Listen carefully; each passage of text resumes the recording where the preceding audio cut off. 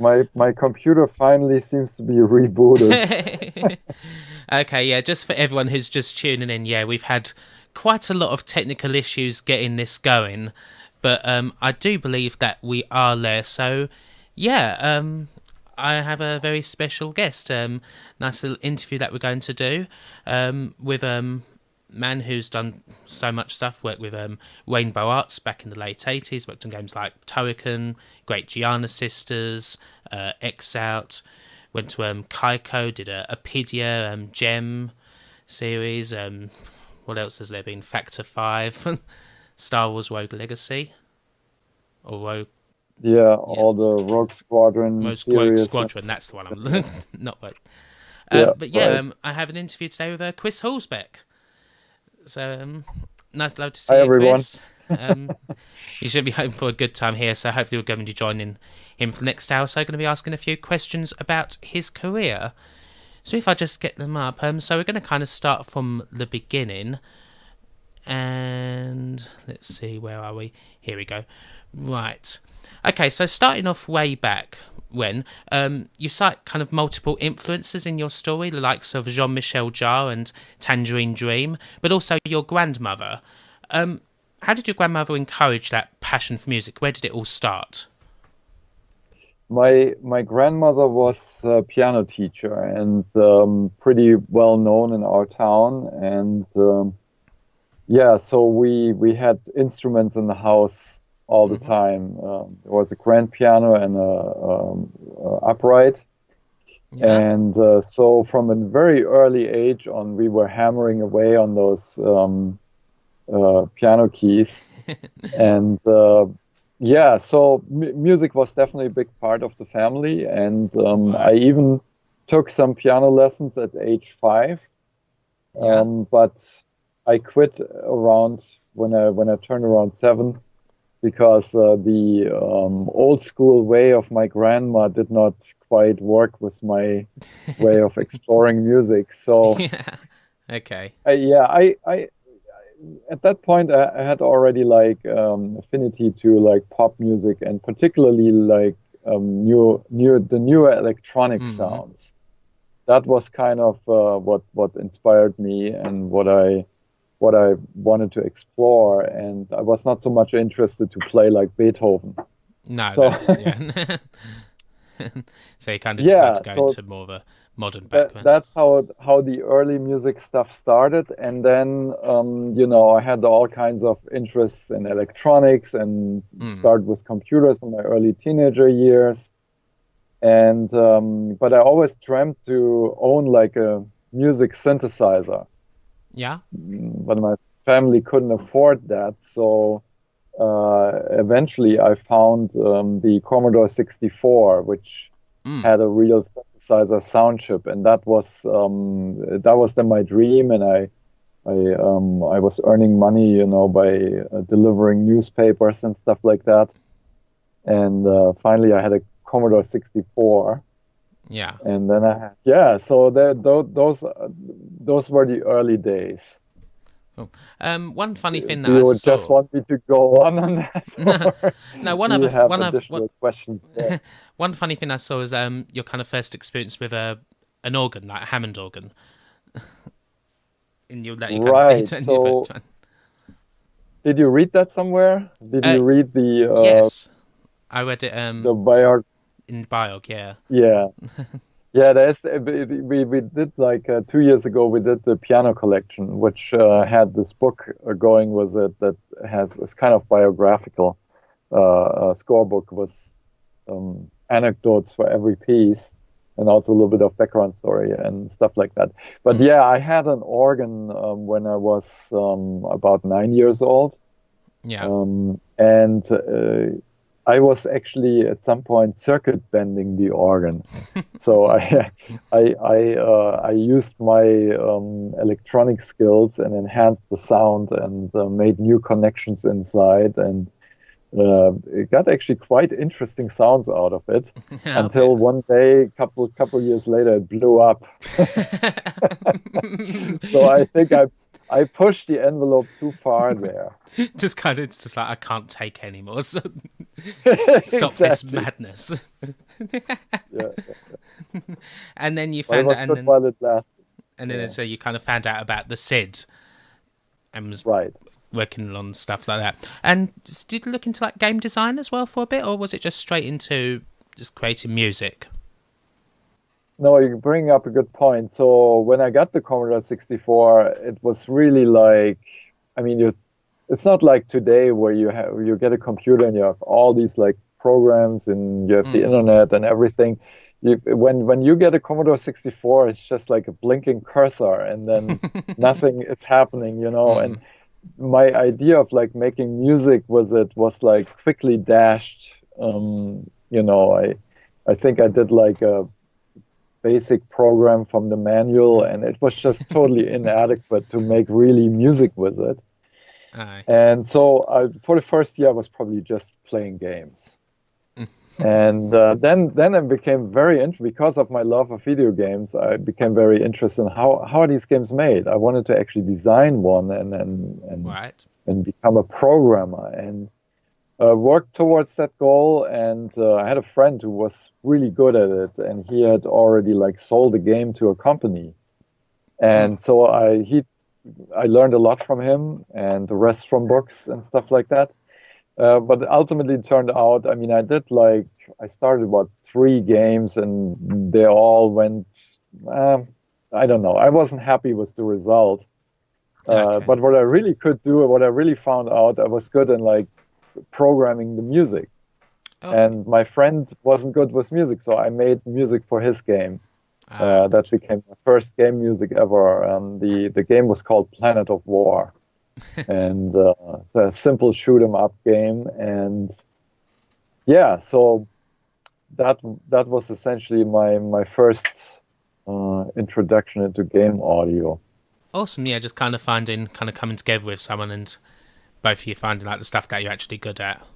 I mean, game designs, yeah, it's just one of those really tough Right? things. I mean, I've never been able to do it myself, the programming side of things. Just, Yeah, this was like total assembly language at the mm. time. You know, like really going putting the CPU commands in order and put them in stuff like that.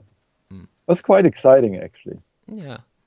So, probably one of the first pieces that you're known for is Shades, which I believe you submitted to a Right. magazine. And what's this for? How did that piece come about? Yeah, so right after I did the title music or the music for Planet of War, which by the way came out quite a bit later, I think was delayed by another year or so.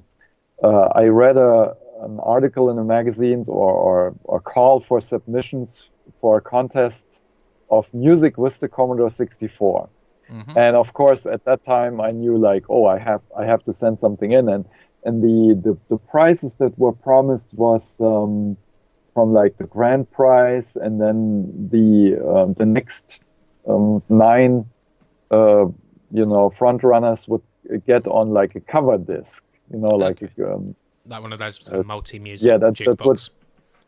exactly, and that was actually my goal for this. I wanted to be on that cover disc, so I started programming a new sound driver, if you will, or a sound program, and Mm-hmm. started to compose the music for it.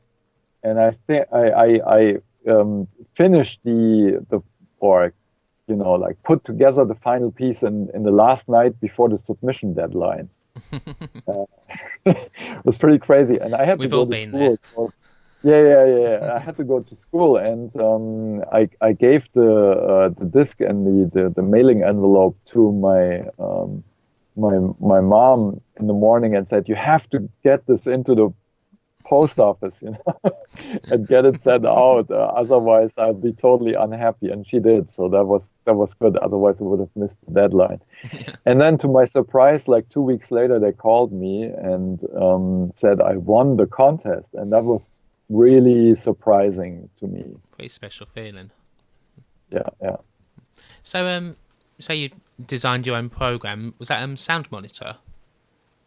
It was at that time the precursor of Sound Monitor, Okay. which is also how the Sound Monitor came about, because it was very painful to edit the music data I had to like I used something called the memory monitor or machine language monitor program, and I typed the hexadecimal numbers right into the memory addresses, where and so it was all like, I had some notes on paper, but it was all happening in my head, and I had to translate all these musical notes into hexadecimal numbers and type them in.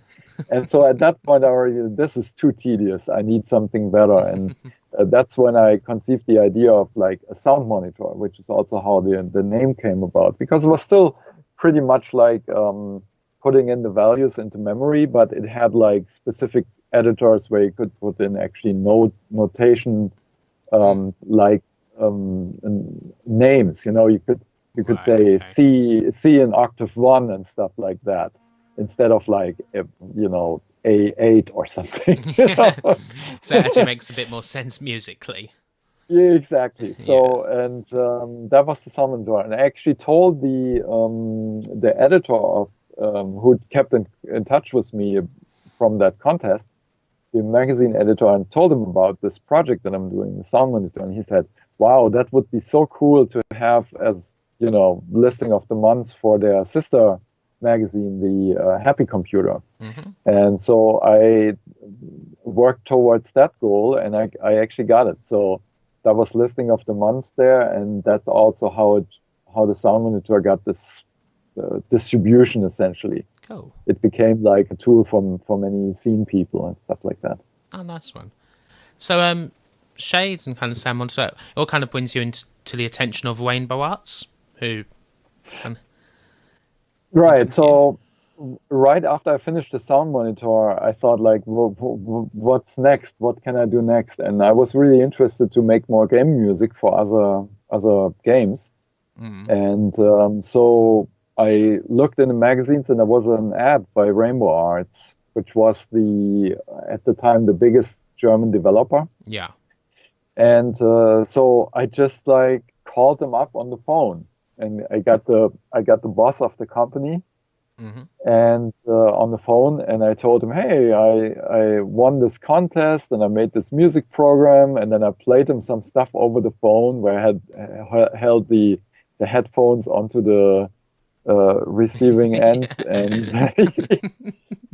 he said like, oh wow, I want to hire you. When can you start? And I said, wait a second, I'm still in school. I cannot come. But then I thought about it, and ultimately it was really what I wanted to do. So I just finished I think it was the middle of 12th grade. I finished it to get my my grades for half the school year there, and then I started to work for Rainbow Arts. Nice. And I also did during that time while I finished up that school, I also did a couple of freelance jobs for them.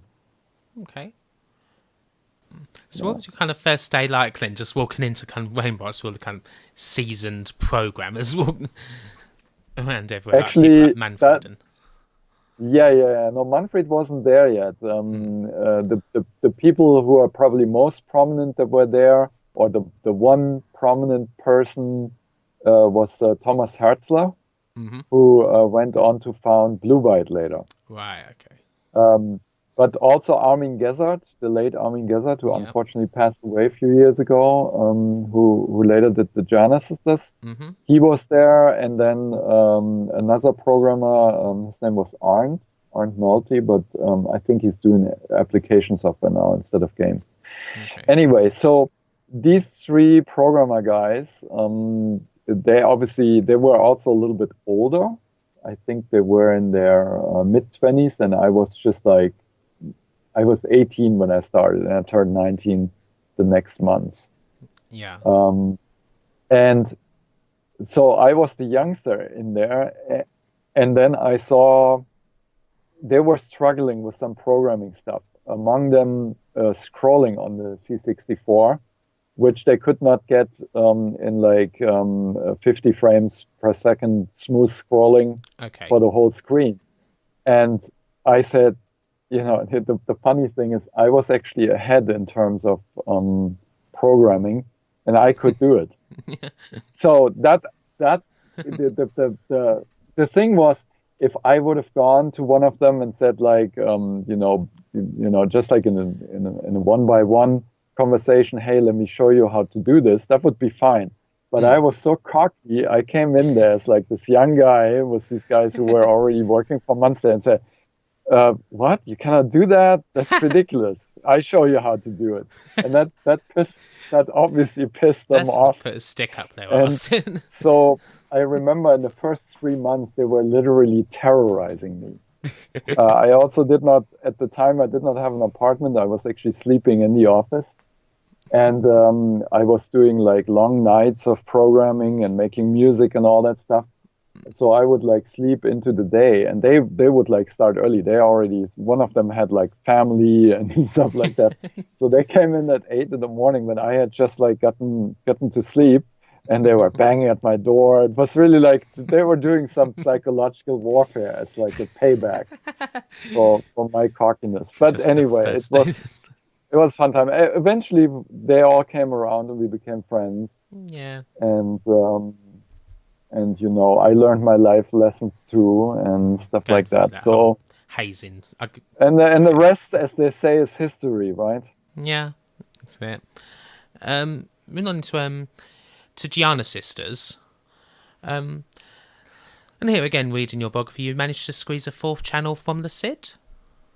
Is that right?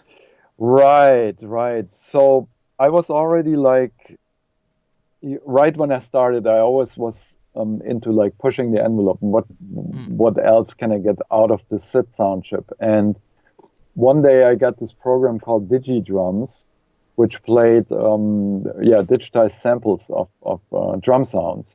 And that was its only purpose. It was only like a little rhythm maker or drum computer, if you will. But the interesting part was that it used assembly or machine language for the actual playing of the drums, but the programming of the beat was done in BASIC. So you could actually I could kind of reverse engineer pretty easily, and I had these drums that I could trigger. And then I realized, wow, so that I wanted to find out how are they doing this. And so I listened, and to my surprise, they did not use the actual SID voices. They used the volume register to create the samples. So the SID voices would still come through.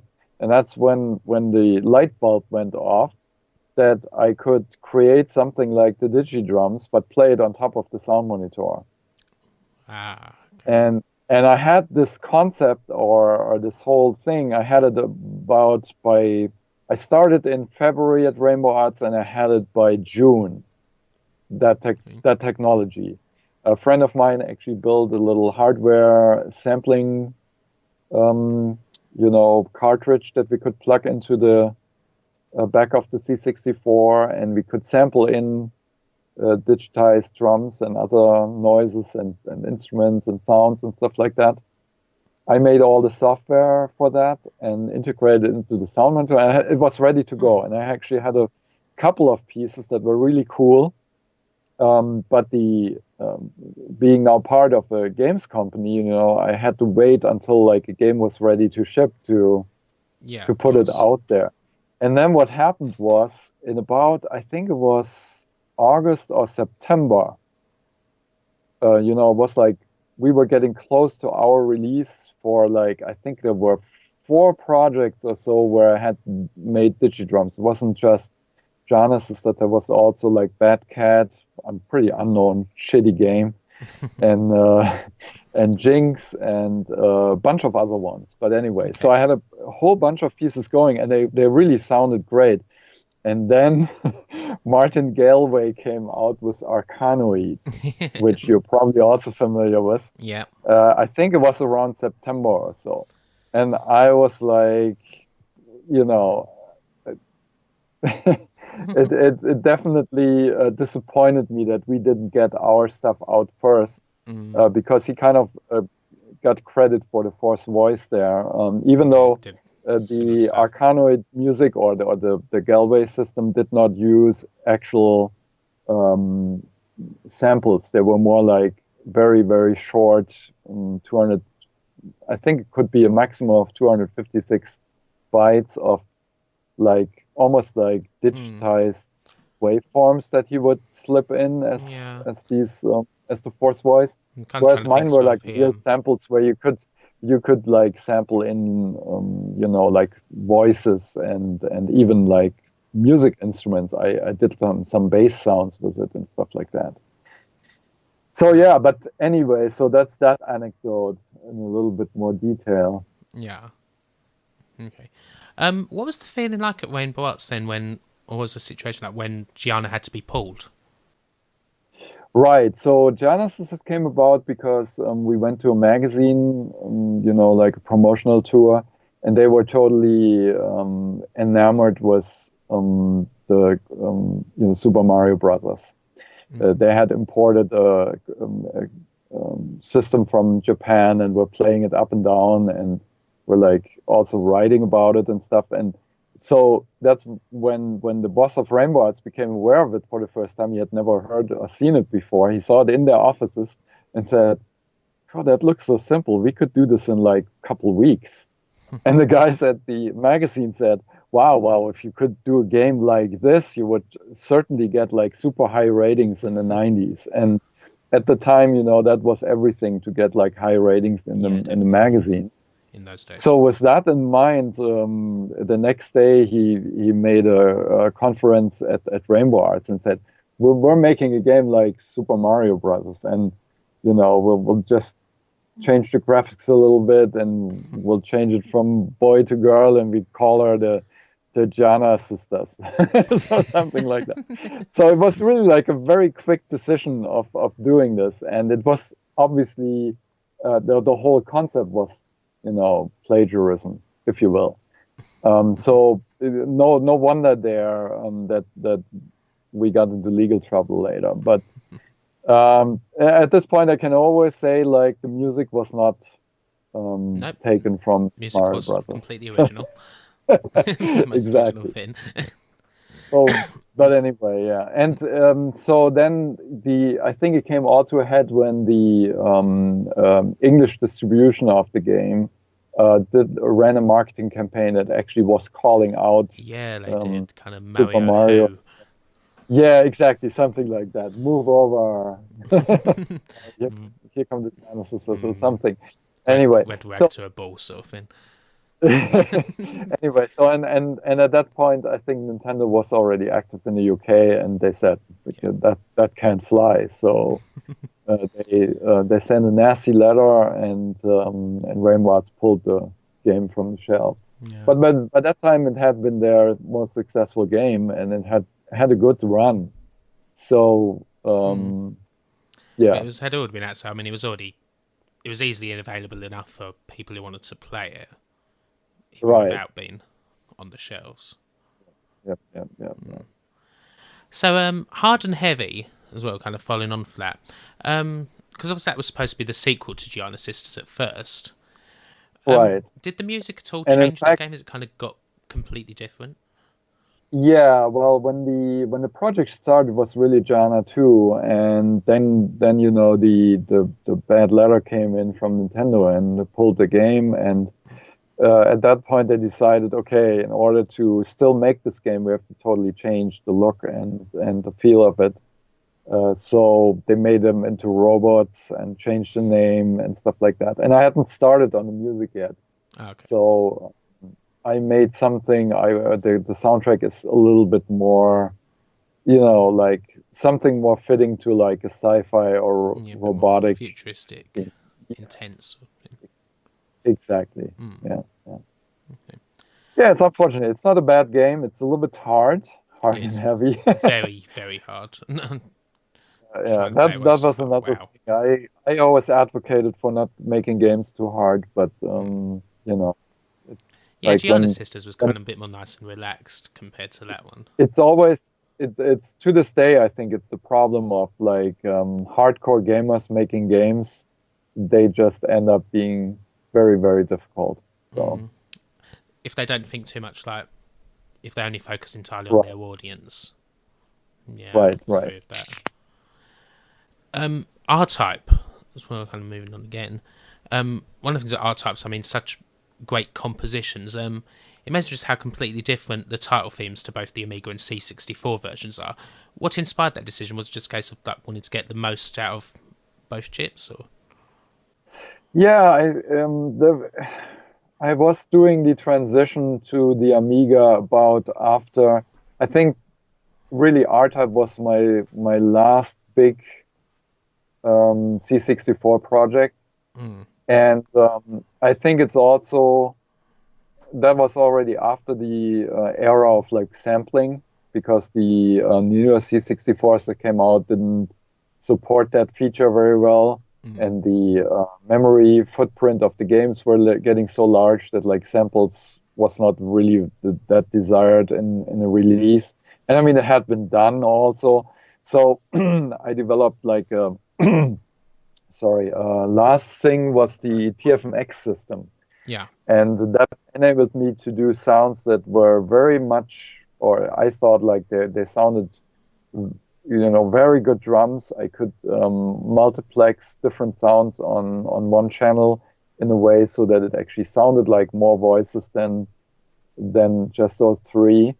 And so R-Type, I think the title music on a C64. By the way, the arcade version doesn't have any title music. That's also why that is the only composition that I provided for the game, because in-game is all original from the arcades, but the title music was something separate. And so I think it's one of my most technologically and probably also musically advanced pieces on the C64. But it was like totally, tailored to the SID sound chip.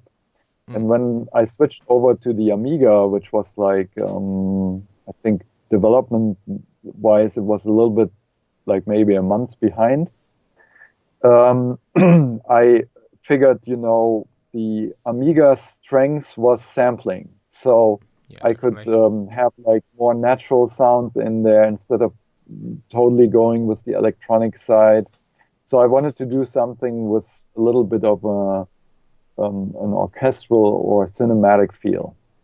And the company was fine with that, because, it didn't have to be the exact same composition. So I was more like playing to the strengths of the system instead of doing a one-to-one port. Okay. Oh no, I mean there's such excellent tracks. I mean, probably two of my own personal favourites of the tracks that you've produced. Both of them, I think they both kind of really different. Like both seem to be trying to get the most out of both Sid and Paula. It created quite a stir when I had it finished. I think the company came in and listened, and they brought in more people because they thought it sounded really great. So there was certainly like a highlight in that time. So we kind of move on then to Turrican, one of your definitive works again. I mean, what was the relationship like between you and Manfred Trenz? Did you have much interaction as far as like the music goes? Actually, my collaboration with Manfred was pretty limited at the time. We did a lot. He was the graphics guy for Giana. Yeah. And then he started Katakis, which was the precursor of R-Type, and got the company again in legal trouble because it was in some ways too close to R-Type. Yeah.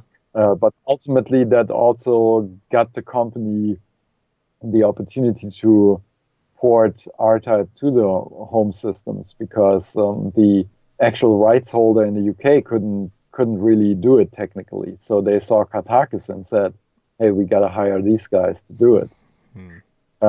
So, yeah, but Manfred, I mean, we always had kind of like a somewhat difficult relationship, because he had different ideas of what music should be in the games.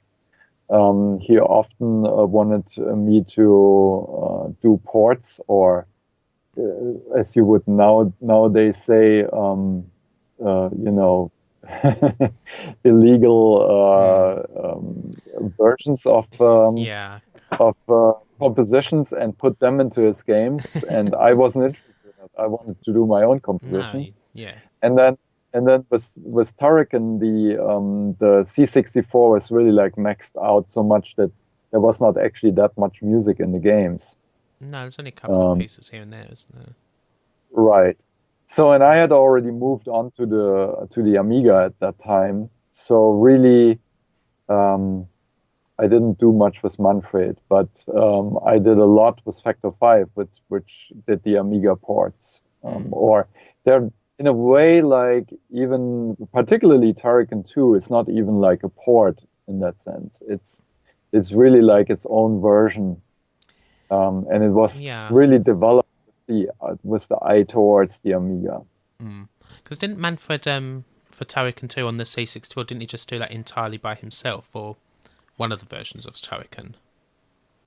Might have been that or the NES version. He still enlisted people doing sound, but it wasn't me. I think if I'm not even sure. If anything, he took some older pieces that were already there and dropped them in. Yeah. What I was going to tell you, I mean, just there's so many famous tracks from the series. I want to kind of just throw the names of some tracks at you, get some kind of quick-fire thoughts and opinions, processes. Shoot or Die. The first one. Yeah, of course. Yeah. What about it? Just kind of like, first, I mean, like, it's the first track from the first level. Kind of what you're trying to do, like, with that particular song. Generally, I mean, I was pretty free and like, finding the right vibe for the game, and the inspiration clearly came from, like synth rock, and particularly like arcade games from Japan and stuff like that.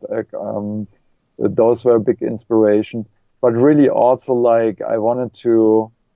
From the very early days, I wanted to do electronic music that was like driving and had a beat and stuff like that. So I went more into the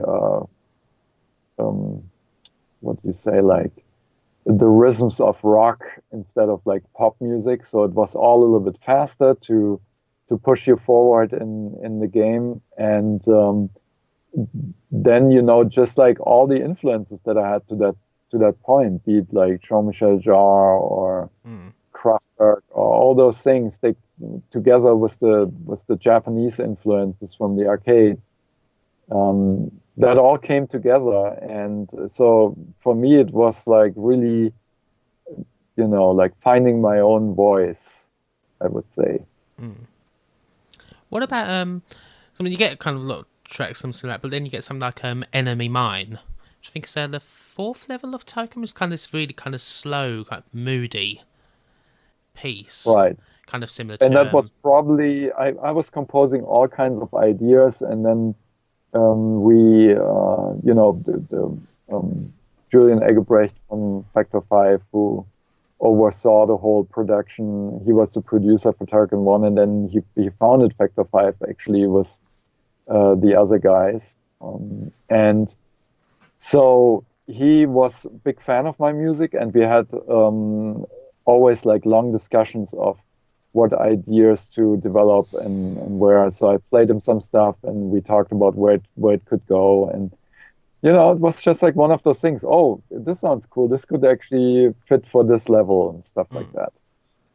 And then I would flesh it out. And some of the worlds in Turrican are more moody than others. So that worked out quite well, actually. What about I'm trying to find just completely different, especially just because of how it goes through so many different moods. Is Concerto for Laser and Enemies, which I believe kind of goes into like the horizontal scroller stage. Right. First off, it's a total break from the gameplay elements. Now you're like side-scrolling, shooting and sometimes even going in other directions. And it was just like, it was essentially like the R-Type level. And we knew it was going to be very fast paced. So and also a little bit of more sci-fi elements in there.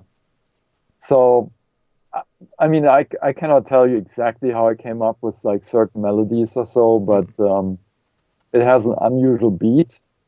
I remember that. It's more like a triplet beat instead of a straight 4/4. Yeah. Yeah, so it's yeah. I mean, I don't really know exactly how it came about, but I just know I had fun with all of them to this day, obviously. What about so again, this track kind of highlighted on in the piano collections, The Great Bath Right. from Turrican too. Yeah, so I mean, we knew we wanted to have an underwater world, which was also like inspired by other games. There were some console games that had levels like that, and so I thought like, what about if we do a total break from all the regular action and we do something more dreamy and actually.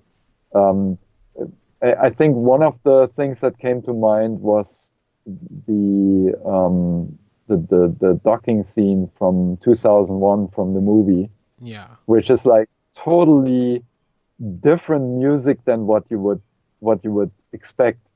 So there was also like, okay, can we maybe do it like in a waltz, 3/4 beat instead of 4/4, and that actually worked quite nicely.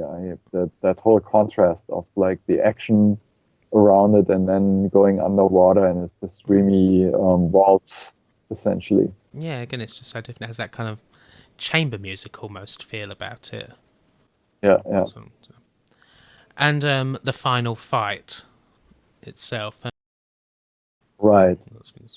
Yeah, so the Turrican 2 project, when that came about, also again we thought about how can we push the envelope one more time for the Amiga, and I had actually already experimented with like, can I get more voices out of this, just like I did on the C64, and I toyed around with some assembly code to mix voices into like use the CPU to create more voices on one channel, and there was also like a tracker out that was I think was it called Octalizer, that did 8 voices, and it did that by like combine or mixing 2 CPU voices on each one of the Amiga channels, so that made 8.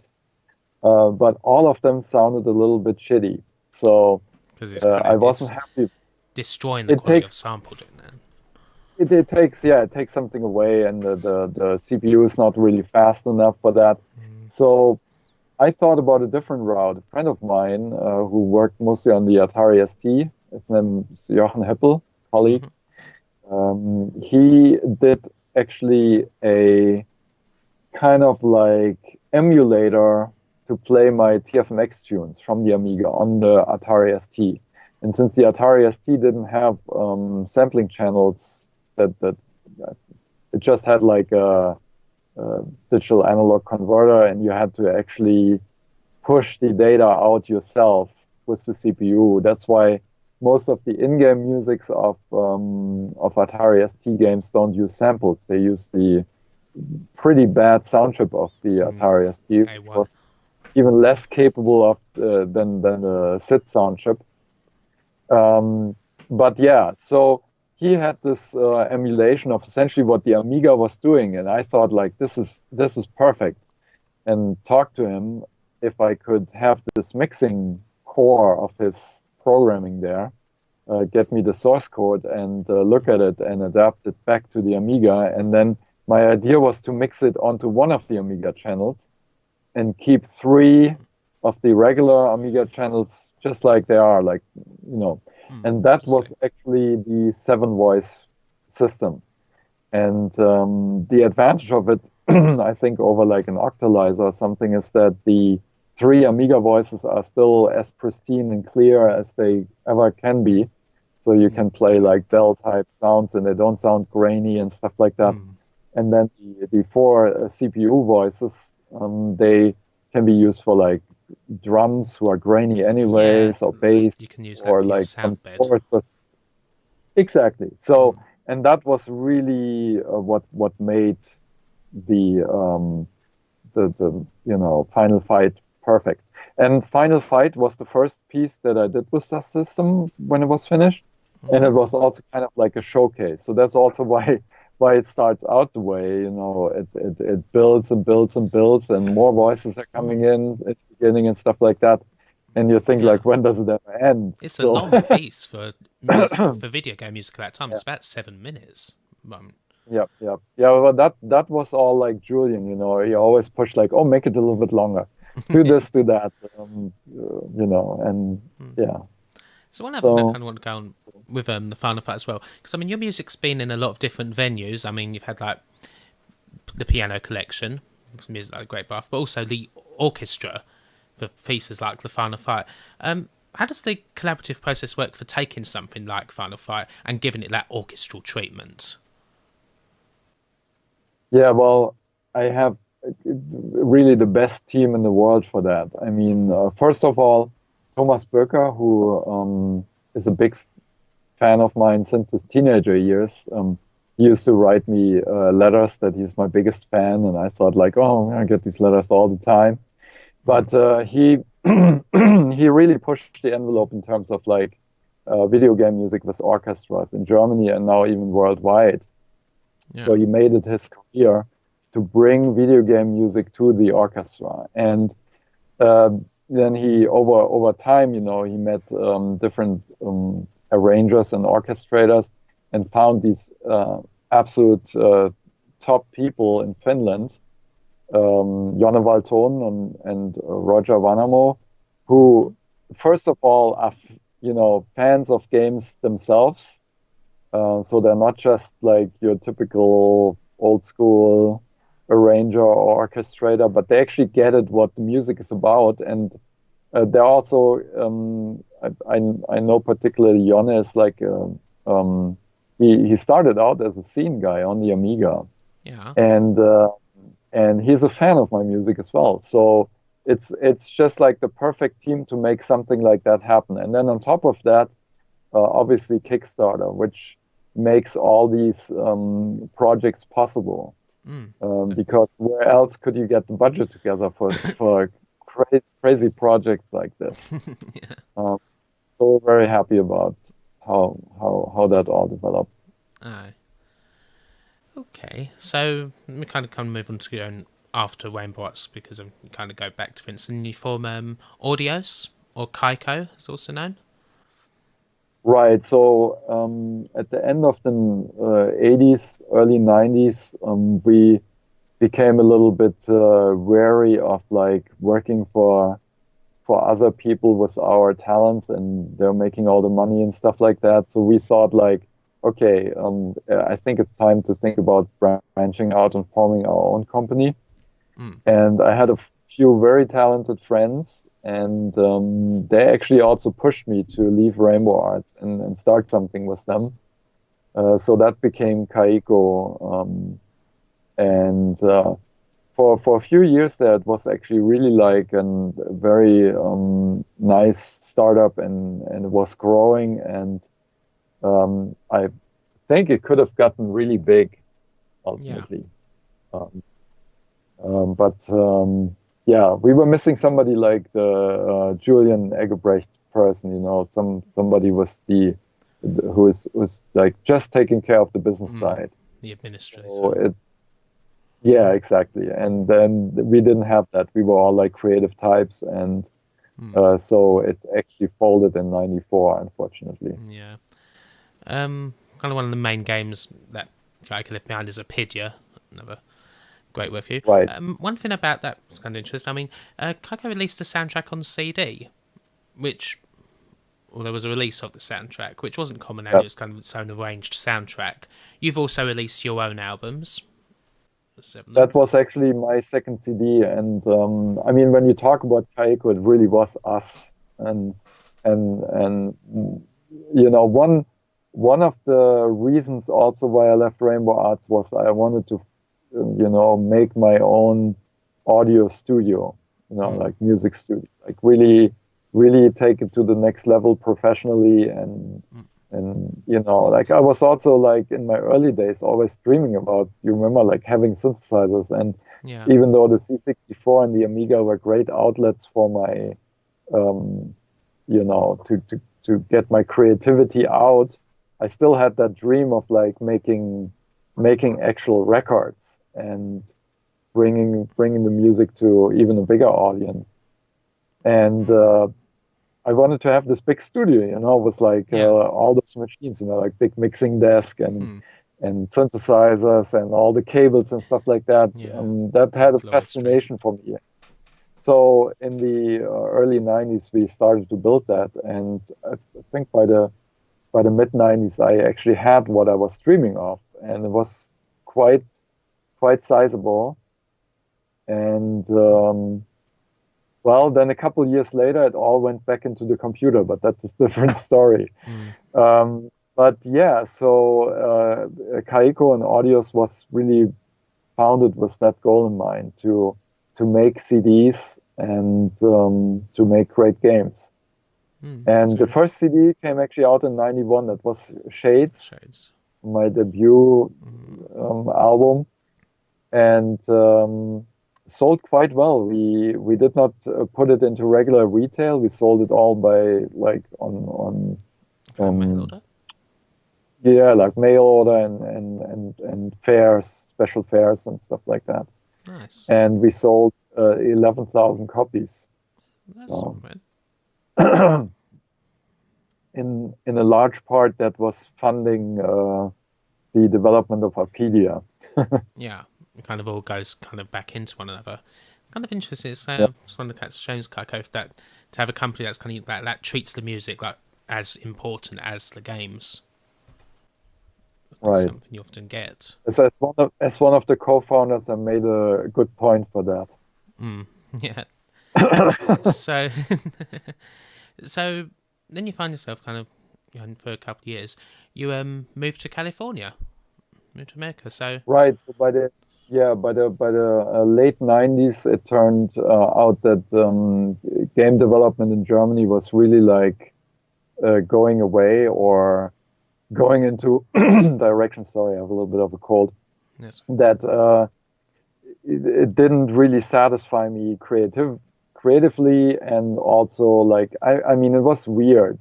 It was like more multimedia projects and advertisement games and stuff like that. So the glory days of like Rainbow Arts and all that stuff was over. And Factor 5 had actually moved on to California in '96 already. Yeah. And of course, I was still in touch with them. I still did some projects, you know, but it became clear to me that a change was necessary. And why not change a continent, you know? Yeah. And so I visited them in '97, and that's when we made the plans that I move over there as well, which happened in '98. And I've been here ever since. 18 years now, almost 9. Yeah. Bit sunnier too as well. Yeah. Right now it's not sunny, but it's it mostly is. Yeah. Definitely, weather is very good here. So then we come on to how did you approach composing for Star Wars Rogue Squadron? Did you have like a list of like what was expected of you, like sort of musical bible for the franchise that you had to follow, or anything like that? When we started that project, it became pretty clear from the beginning that first of all we need to do a really good job translating the movie scores into, and this was on the N64. So Nintendo 64 didn't have a CD like the PlayStation. It was one of the last cartridge-based systems. And so the music had to be really crunched down, and that's also why they actually needed me over there, because they needed my expertise to make that happen. obviously we had a lot more voices on an N64 than on an Amiga. I think we did around 14 to 16 during the game and up to 20 to 24 in the title music. But nevertheless, I mean, with the memory constraints of the cartridge and making it essentially like a MIDI soundtrack, but it had to sound really good, and I also wanted to do like surround sound and stuff like that. So that's why I actually got the job.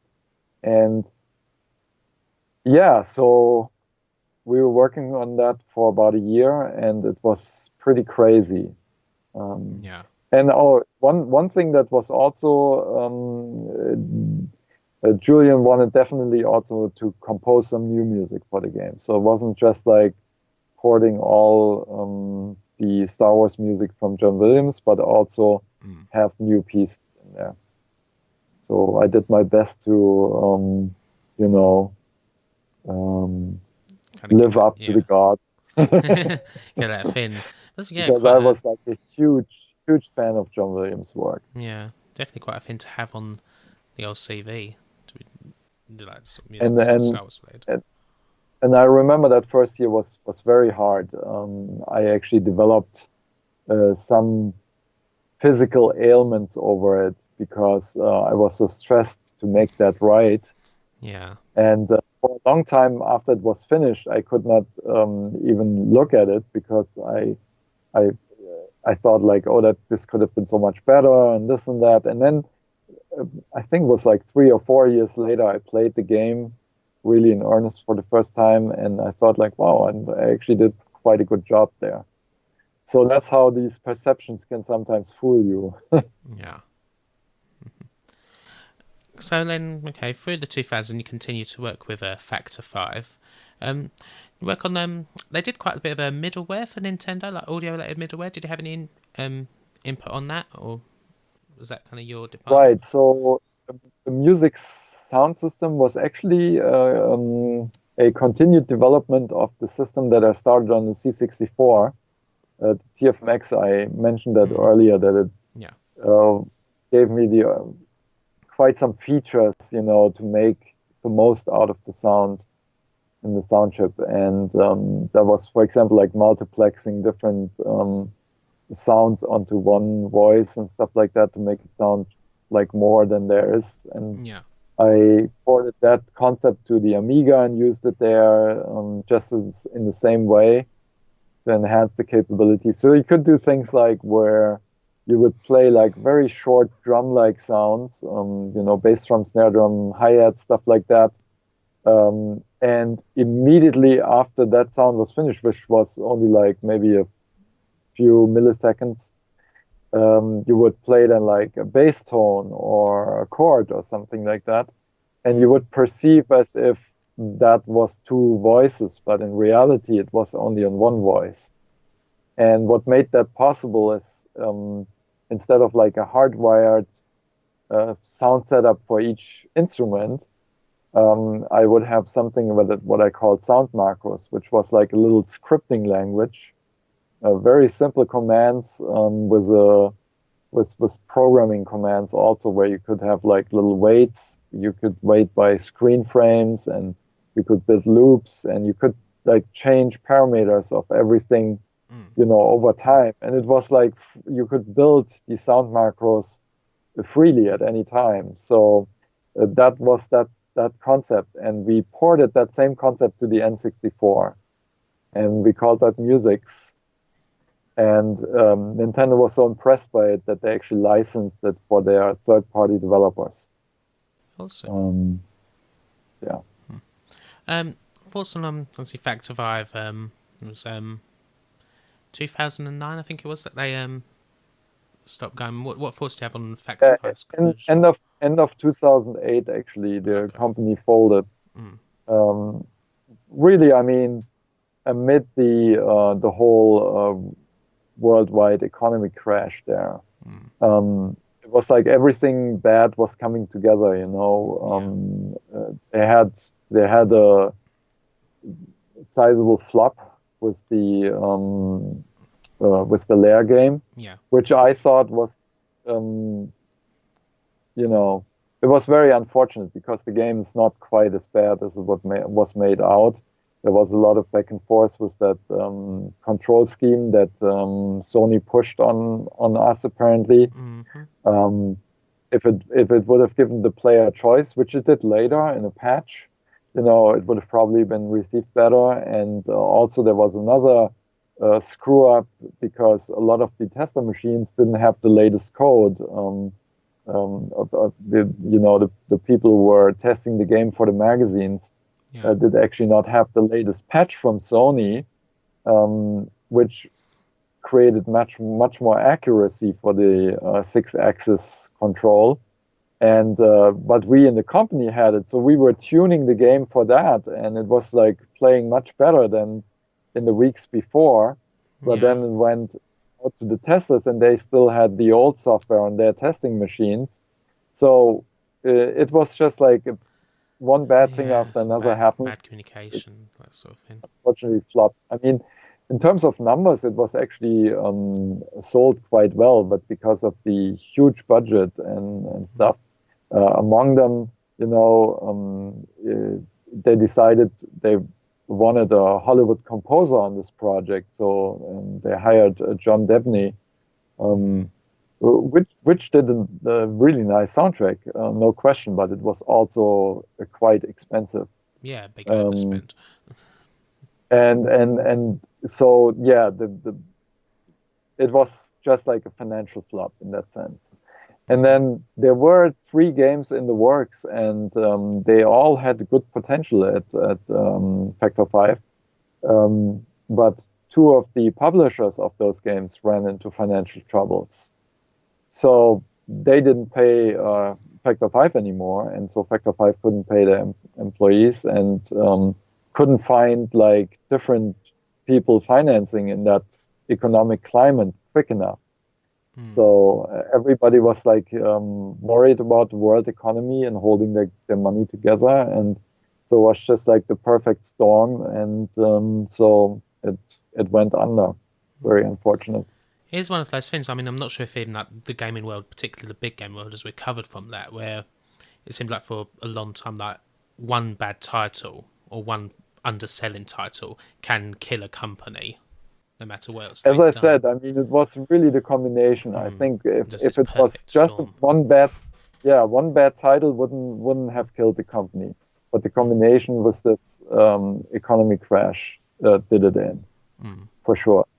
And but I mean, we all continue to do other things, and a small part of Factor 5 is still alive over in Germany. Yeah. And I'm keeping the legacy going with the Kickstarter project, and also there's still a possibility that someday maybe there might be a resurrection of Turrican, because as Julian Egebrecht recently also mentioned, the rights situation is now clear. Yep. Now it's just a question of when and how and that kind of stuff. So I'm still hoping that will happen at some point. That would be really nice. So yeah, I'm just going to get on to because I mean, kind of before Giana Sisters' Twisted Dreams, you kind of got yourself involved in that. Kind of a lot of your pieces were kind of reworked. You sort of helped on new songs for the game. How were you kind of brought back into something like that? Reviving the old project. Actually, it's quite easy. I mean, you go back to the original compositions, listen what that was about, and you just extrapolate from there and do it like with the new technologies that are available. And one cool thing when I saw that game for the first time was that switching of the character and the whole world morphs. Yeah. And I thought like we should do the same with the music. That was my first thought when I saw that. And then I remembered right away that the Swedish metal band Machina Supremacy, who did a remix of one of my metal type remix of my original Giana Sisters music, and so I thought like that would be perfect if the music switches between like, something played by Machina Supremacy, and then on the other side, the synthy versions of my compositions, and that would eventually find its way into the game, and it worked out very well. Yeah, great collaboration there. And it's kind of nice for Giana Sisters to come back as well in that way, certainly from perspective of like a fan, both the original and the new game. See it kind of really have its time in the sun, like properly. Now you've had success with a number of products on Kickstarter. I think you've had 3 so far, and they've all kind of gone well. Yes, and I guess I beat the odds because I read somewhere that usually only less than a third of our Kickstarters become successful. So I ran 3 and they're all funded. So we must be doing something right. Yeah, I mean, what thoughts would you have for anyone who's looking to use Kickstarter as a platform, bearing in mind how difficult it can be? Do you have any advice? Well, first you have to know your audience and your backers. I mean, if you have something that people want, that's the very first and most important part, and you need reach. That is like the social media, which I started very late in this social media game, and I'm a little bit sad about that I did not realize how important that would become. But I have a sizable following now, and that helps when you put out, because you need the publicity, and you have to prepare. I mean, I think we usually it takes us a month of hard work before we can launch a Kickstarter, and that's really the key. You cannot just like throw something up there and expect it to work. It has to be really thought through, and stuff like that. By the way, I think at this point I should start consulting. So if anybody wants to get the inside advice of how to run a successful Kickstarter, you should contact me, and you can figure out pay for me. 3 successful Kickstarters. That must be some kind of record, I think. Yeah. Okay, I've got a few questions here from other people. So pop quiz. Got a 16-bit Brit has asked, are there any other video game music composers that you admire and follow? Well, from the early days, definitely Martin Galway and Rob Hubbard and Ben Daglish and all those C64 guys. And then on particularly the one person that I always mention is Yuzo Koshiro, which did work on the Super Nintendo, was ActRaiser. That's how I became aware of him. That was just blowing my mind. Awesome soundtrack, and also his work on the Genesis, Sega Mega Drive. Streets of Rage. Yeah, exactly. So I admire him, and then on the later people, like the Halo soundtrack is unbelievable. And the Uncharted series has a fantastic soundtrack. Also a big fan of Jesper Kid. Was his work for Assassin's Creed, and there's all kinds. Yeah. Question from Jacek Gongel. How did you like working with FM Synthesis or the Mega Drive sound chip when you did the soundtrack for Mega Turrican? Yeah, that was actually quite exciting because I had dabbled a little bit with FM synthesis, and right around that time when the Mega Drive was becoming popular, I actually finally got it, because it's quite difficult to program, and I don't know how I would do today, but at the time I was really like, oh, cool, I can do this, I can do that. And then also on the Mega Drive, we again pushed the envelope, and we used the it has this whole subsystem for the Master System cartridges. It's got that compatibility mode where you can put the old Master System cartridges in. So it also had the sound chip for that system that you could use at the same time. So that's a PSG chip, which is very similar to the Atari ST. Yeah. And while that's not like a great sound, it's fantastic to use it in combination.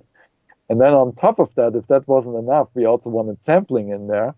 So we did something that was actually not quite, like sanctioned to do. We used the second processor in there. It had like 68,000 for the Mega Drive part, but it also had a Z80 for the Master System part. And I think according to Sega at the time, you were not supposed to use both CPUs at the same time. I don't know if they were worried about heat or something else. I don't know, but we did it anyway, and it worked. And so we crunched two sampling voices into the system that would be rendered on the C80. Yeah. Thomas Engel from Factor 5 did that programming masterpiece.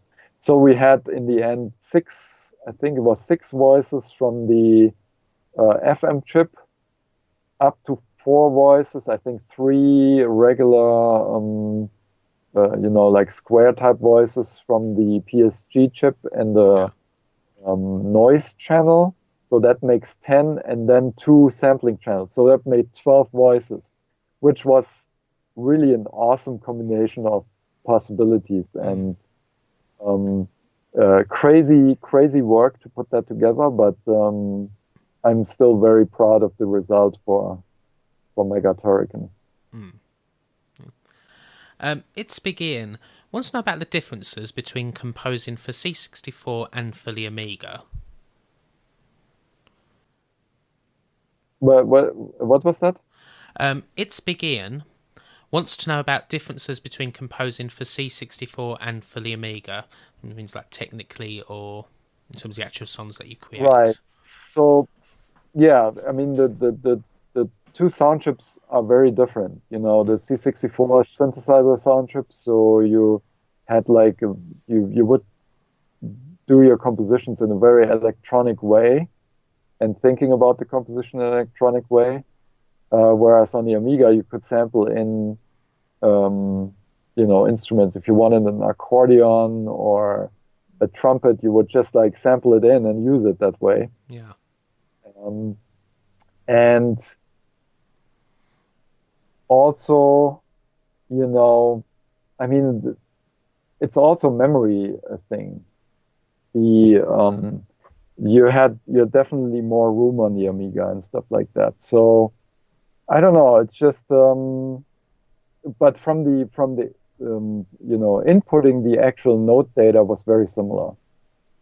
Mm-hmm. But the sound result you would approach differently just because of the different architectures. Okay, cool. If you're able to, could you pick like a favorite piece of work or something that you'd say like you're proudest of that you really look back on in your career, or if it's something more recent? Yeah, there is a few. I mean, obviously the final fight is definitely, I think, one of my most accomplished pieces. But I'm also like from Turrican 3, particularly the air combat. I think is one of my strongest and most coherent compositions, as is the Great Bass, probably. Uh-huh. And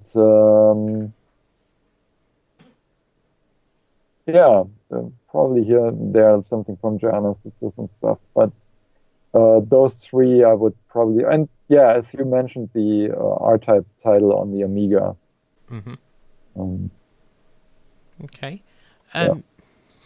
Do you have a favorite curse word? I don't know. I think whatever fits. Anything that's appropriate to the situation. Yes. Certainly had a few favourite ones earlier before we started. Right, you're right. With our technical problems, I'm holding this phone. I'm already getting a cramp in my hand here. We're almost there.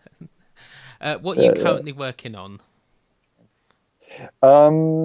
So yeah, we're finishing up on the Orchestral album that is going on, and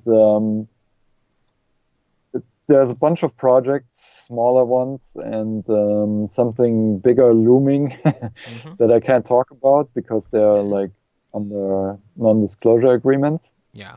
Then I'm also more active now with my Patreon, which I don't know. Are you familiar with Patreon? Yeah. Yeah. That's a crowdfunding platform for ongoing projects, and my project is creating new music on a piece by piece basis. So look me up on Patreon, then you learn all about it. I released 2 pieces on there, which were very well received by fans. Awesome. Contributions start at $1 per piece, and we have a great community there. And then also right now, and this is an exclusive for you, if you will, because I haven't talked about it. Okay. I'm right now back in the San Francisco Bay Area because I got an unusual gig here. I'm recording a big choir with orchestra in a cathedral here in the city. Oh, okay. They're doing 5 Christmas concerts, and I'm recording that. Awesome. And it's going quite well. So Can't wait to see how that turns out. Yeah, but it's not my compositions. I'm just recording them with their Christmas program. So it's more like an engineering and mixing. Just an engineering kind of mix here, but still great to record in such a space. It's a nice change of pace, and also a great learning experience for me. So, yeah, absolutely. But it's going well. Cool. And where can people find you on the internet? Well, almost everywhere. I mean, if you put my name into Google, you'll find everything. There's Huelsbeck.com, which I'm not really posting that much. I think most of my posts are on Facebook and Twitter these days. So I'm active there. And then, as I mentioned, Patreon. Check that out. And then if you want to get any of my albums, the best platform for that is Bandcamp. Okay. Which has full CD quality versions of everything, even the albums that are out of print, that are not available as CDs anymore. You can get FLAC and WAVE and everything, so you get the full CD quality, and even we scanned all the booklets and stuff like that, so that's included. So that's Bandcamp, and then you can also listen to my music on iTunes and Spotify and all those places. So, excellent. Everywhere. Just one final question. Seen quite a lot of pictures with you and a keyboard scarf. Where did you get it, and do they accept PayPal? I did not quite understand that. What was the question? There's quite a few pictures of you with this really awesome keyboard scarf. Where do you get? Yeah. Oh, you can order them on the internet. You can find it if you just put a keyboard scarf on Amazon or in Google or something. You'll find some. I mean, I was aware of keyboard ties, but keyboard scarves. Yeah. That's But really special. no, we did I found it originally in Boston, in one of their markets there. That one I think is not made anymore, but there's another company now that does them. Make sure you don't get one of these super cheap Chinese knockoffs that have like a totally wrong keyboard. I've seen somewhere, they have like I don't know, 8 black keys or something. It's totally wrong. Anyway, so so. But the special thing was for the second Kickstarter, the piano collection we did for some of the high-end backers. We did like a special version of the scarf with my signature stitched in. Oh, nice. And those are definitely like unique. And I think we have only 1 or 2 left of them. Like who knows? Look for them in like future Kickstarters or something. Maybe we're putting them up as like special prizes. High demand item, yeah. Yeah. Okay, right. Well, thank you very much for your time, because we can rest your hand a bit now. Yeah. And my cat Lily also wants attention here. Oh, Say hi, Lily. Oh, that's I don't know where my cats are. They're all kind of hanging She's around like, somewhere. stop talking there. It's Pay time. It's attention me to time me. now. Yes, yes. Okay, well, thank you very much, Chris. And yeah, thanks to all of you for watching this stream. Hope to see you again soon. And yeah, so wherever you are, whoever you be, have a good one. Take care, and I'll see you next time. Bye bye. Thank you, Kim. Thanks. Thanks, Cheers. everyone. Bye. Bye.